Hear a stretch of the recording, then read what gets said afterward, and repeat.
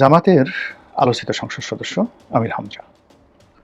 নানা কারণে তিনি আলোচিত আওয়ামী লীগ জমানাতে বেশ কয়েকবার জেল খেটেছেন। ওয়াজের ময়দানে সুরেলা ওয়াজ করেন। বাংলাদেশে অন্য যে সকল ওয়াজিন রয়েছেন, তাহিরি রয়েছেন, আব্বাসী রয়েছেন, তো এদের বা অন্যান্য যারা রয়েছেন বেশ কয়েকজন, কি যেন নাম মনে আসছে না, খুব কৌতুক করেন, বিভিন্ন রকম কৌতুক করেন, অনেকে খুব রাগ হয়ে যান, জিহাদি ভাবসাব করেন। তো এরকম যারা আছেন সবারই একটা চরিত্র গড়ে উঠেছে। কিন্তু সেই দিক থেকে মানে আমির হামজা তার উপাধি হলো ভার্সিটির মাল, হুজুর ভার্সিটির মাল। সেকেন্ড উপাধি হলো রশ্মিকা মান্দানা। তো এই যে ভার্সিটির মাল এবং রশ্মিকা মান্দানা, এই দুটোকে নিয়ে এই বেচারার জীবন বেশ তছনছ হয়ে গেছে। এর মধ্যে তিনি যখন আবার জামাতের সংসদ সদস্য রূপে মনোনীত হলেন, তখন সবাই ধরে নিল যে কি কাজ হলো, এটা ফেল করবে, এর জামানত বাজেয়াপ্ত হবে। কিন্তু সে বিজয়ী হয়ে আসছে। বিজয়ী যেহেতু হয়ে আসছে, সে যেন তেন লোক না, তার যথেষ্ট যোগ্যতা আছে, ক্ষমতা আছে। এটা যেহেতু আমিও একটা নির্বাচন করেছি, নির্বাচনের মাঠে জয়লাভ করাটা এত সোজা নয়। যেভাবেই বলেন না কেন, বিজয়ী হতে প্রচুর শ্রম দিতে হয়, মেধা দিতে হয়, কৌশল অবলম্বন করতে হয় এবং যাকে বলা মেহনত করতে হয়। তো আমির হামজা ইসলামী বক্তা থেকে এভাবে জাতীয় সংসদে এসেছেন। যদি তার এই বিজয়টা আপনি তুলনা করেন, তাহলে দেলোয়ার হোসেন সাঈদীর সঙ্গে তুলনা করতে পারেন। তবে দেলোয়ার হোসেন সাঈদী সাহেবের একটা ওয়েট ছিল, একটা উচ্চতা ছিল, এবং সে যে রিদম ওয়াজের ময়দানে তৈরি করে ফেলেছেন, এটা বাংলাদেশে আসলে ইচ্ছাই হোক অনিচ্ছাই হোক সমস্ত ওয়াইজিনকে বারবার শুধু দেলোয়ার হোসেন সাঈদীর কাছেই ফিরে যেতে হবে।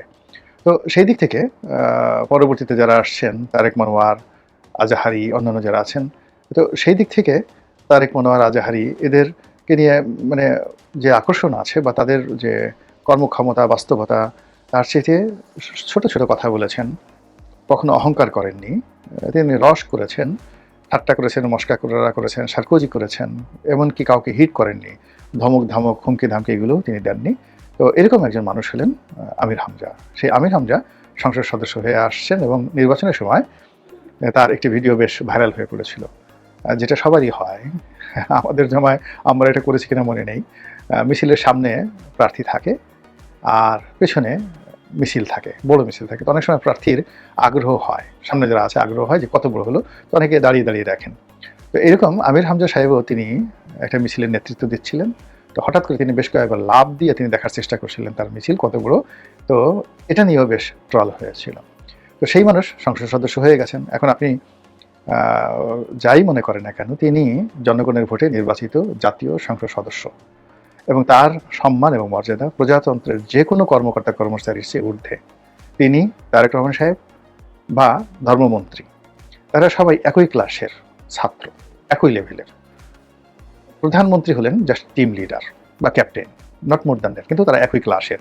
তো সংসদ সদস্য এই পদটি খুবই মর্যাদার, খুবই সম্মানের এবং জনগণের ম্যান্ডেট নিয়ে জনগণের ভোটে নির্বাচিত হওয়ার চাইতে আর বড় কোনো পদ পদবি সারা পৃথিবীতে নাই। আপনি প্রধানমন্ত্রী হতে পারেন, প্রেসিডেন্ট হতে পারেন, কিন্তু যখন মেম্বার অফ পার্লামেন্ট বলা হয়, তখনই সারা দুনিয়ার যারা গণতন্ত্রকামী মানুষ আপনাকে ওইভাবে মর্যাদা দেয় যে অ্যাটলিস্ট আপনার পেছনে 5 লাখ, 500,000 পিপল বাংলাদেশের মতো জায়গাতে আপনার সঙ্গে আছেন। তো তিনি জনাব মাননীয় সংসদ সদস্য আমির হামজা, তিনি বিএনপির যারা সংসদ সদস্য রয়েছেন তাদেরকে হুমকি দিয়েছেন, ইমানি ভাষায় হুমকি দিয়েছেন যে আমরা সংখ্যায় অল্প 78, এই 78 জন সংসদ সদস্য আমরা এমনভাবে চালচলন করবো, এমনভাবে কথাবার্তা বলবো, এমনভাবে আমাদের জীবন গঠন করব, এমনভাবে আমাদের আদর্শ আমরা এই সমাজে প্রতিষ্ঠা করব, যার ফলে আমাদের এই কর্মকাণ্ড দেখে বিএনপির 212 জন লোক যারা আছেন তাদের জীবন তছনছ হয়ে যাবে। তারা লুচ্চামি করতে ভয় পাবে, গুন্ডামি করতে 10 বার চিন্তা করবে, টিয়ার কাবিখা বিক্রি করতে গিয়ে তারা জামাতের যারা সংসদ সদস্য তাদের দিকে তাকাবেন। তারপর আরও যা কিছু রয়েছে, যে সকল দুষ্কর্ম সাধারণত ক্ষমতাধর লোকেরা করে, সেই কাজগুলো তারা করতে পারবেন না। এটাই উনি আসলে বোঝাতে চেয়েছেন। উনি যে শব্দটি ব্যবহার করেছেন সেটা হলো তাদেরকে তীরের মতো সোজা করে রাখবো। আপনারা জানেন যে তীর খুব সোজা হয় এবং তীরে মাথায় যে অংশটি ফলা থাকে, তীরের ফলা থাকে, আর পেছনে অনেকটা লেজের মতো থাকে। তো ফলাটা থাকে আঘাত করার জন্য, আর লেজটা থাকে হলো তীর ছোড়া হলে, তীর যখন আপনি ছোড়া হয় তো ওই লেজের সঙ্গে ধনুকের যেটাকে আমরা শিলা বলি, সেই ধনুকের শিলা লাগিয়ে তারপর টান মেরে সেটা ছেড়ে দেওয়া হয়, এবং ওই যে ধনুকের যে লেজটা রয়েছে এটা অনেকটা প্রোপেলারের মতো। এই প্রোপেলারের উপরে নির্ভর করে মানে যিনি তীর নির্মাণ করেন তার দক্ষতা এবং অভিজ্ঞতা। পারস্যের যারা লোকজন রয়েছেন তাদের মানে খ্যাতি ছিল যে তারা এই তীর এবং ধনুক নির্মাণে পৃথিবীর সেরা ছিলেন, এবং তাদের সেই ধনুকের মতো এত ধনুক পৃথিবীর মধ্যযুগে কেউ তৈরি করতে পারেনি। আর তাদের যে তীর, সেই তীরের সামনের অংশ এবং পিছনের অংশ এটা এতটা নিখুঁত ছিল যে সেই ধনুকে তীর তোলা মাত্র সেটা মানে অভীষ্ট লক্ষ্যে পৌঁছে একেবারে কাঙ্ক্ষিত জায়গায় আঘাত করার যে ক্ষমতা, এটা পারস্যবাসীর মতো কেউ ছিল না।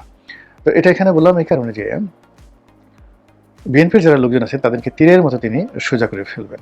ভালো কথা। এখন তীরের যে অংশটি থাকে লাঠির মতো সেটি সোজা করবেন, নাকি পেছনের যে প্রোপেলার আছে আর সামনে বিএনপির যে তীর, সেই তীরের যে ফলাটা রয়েছে সেই ফলাটা যদি সোজা করতে না পারেন, ভোতা করতে না পারেন, তাহলে তো তার জন্য ভালো হবে না, বরং এটা বুমেরাং হয়ে যাবে। তো এনিওয়ে তিনি সাহস করে কথা বলেছেন, বিএনপিকে সমালোচনা করেছেন। বিএনপি নেতাদেরকে তিনি একটি চ্যালেঞ্জ ছুঁড়ে দিয়েছেন যে জামাতের যারা লোকজন রয়েছে এবং তাদের সঙ্গে এনসিপি যারা রয়েছেন তারা অবশ্যই সেই কর্ম করবেন না যে কর্ম বিএনপির লোকজন করবে, এবং যে কর্মের কারণে বিএনপির লোকজন জনগণের মধ্যে নিন্দিত হবে। আমি এটাকে সাধুবাদ জানাই। ইতিমধ্যে জামাত বেশ একটা বিষয়ে মানে ব্যতিক্রমধর্মী একটা নজির তৈরি করে ফেলেছে, আর সেটি হলো তারা